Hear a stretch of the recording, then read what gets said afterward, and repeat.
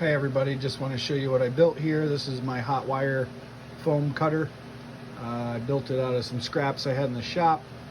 I'm using my ProTech battery charger for my ni-cads way back when. It's just an AC to DC output with variable amperage, and that's really what I need. I threw in a 10 amp fuse just for safety. So let's fire it up. I'm going to turn this on.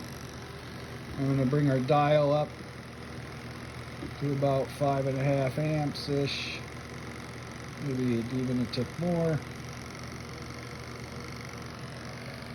So that gets our wire nice and hot. We'll give that just a second, and then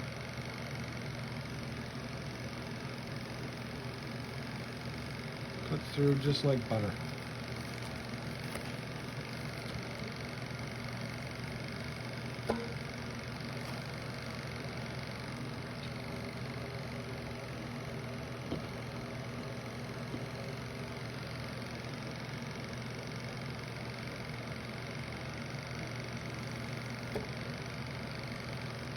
Anyway, there you have it. Piece of cake. Now I can get back to work. Where was I? Oh, that's right. Tires.